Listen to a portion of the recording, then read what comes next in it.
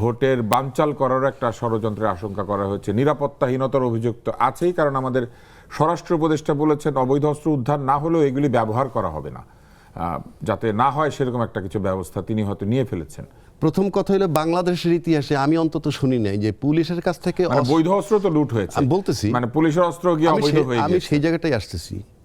পুলিশের অস্ত্র লুট হওয়ার পর উদ্ধার হয় না, এই ঘটনা আমার জীবনে পয়লা শুনলাম।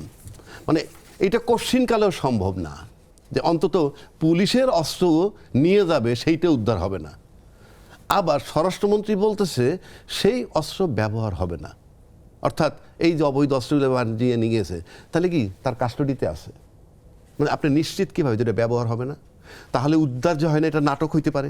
আমি তর্কের খাতিরে বললাম।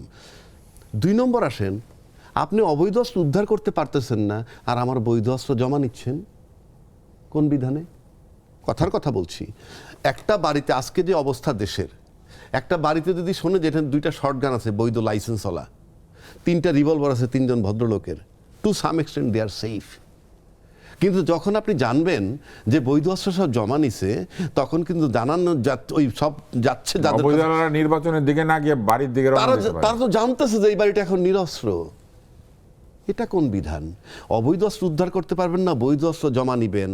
আমি এটা সবসময় দেখছি, শুধু এই সরকার না, সবসময় এটা কোনো নিয়মে যায় না। 1 2 অস্ত্রের লাইসেন্স দেওয়ার মানেই রাষ্ট্রীয়ভাবে নিরাপত্তা দিতে ব্যর্থ। তা না আপনি অস্ত্রের লাইসেন্স দিবেন কেন? নাম্বার 3, আপনি অবৈধ অস্ত্র উদ্ধার করতে পারেন না, তারপরে ঐতিহাসিক নির্বাচন করবেন, প্রতিটা মস্করা মনে হইতেছে আমার কাছে। এইবার আসেন ষড়যন্ত্র দেখা।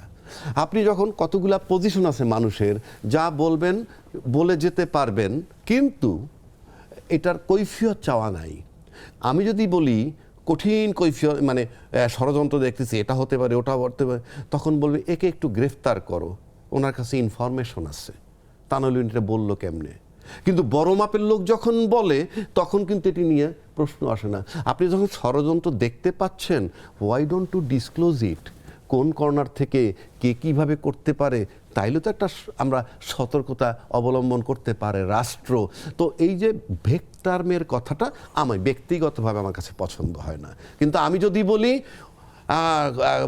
তুষারের একটা ঘটনা ঘটে যেতে পারে, দুর্ঘটনা, তাহলে আমাকে কিন্তু কিছু ষড়যন্ত্র তো ধরেন আমরা দেখতে পেয়েছি, যেমন এই যে পোস্টাল ব্যালটের বিষয়টা নিয়ে কিন্তু বিএনপি আপত্তি করেছে। ওই ষড়যন্ত্র আর যে ষড়যন্ত্রের কথা বলা হচ্ছে, দুটো কিন্তু একরকম মনে হয় না আমার কাছে।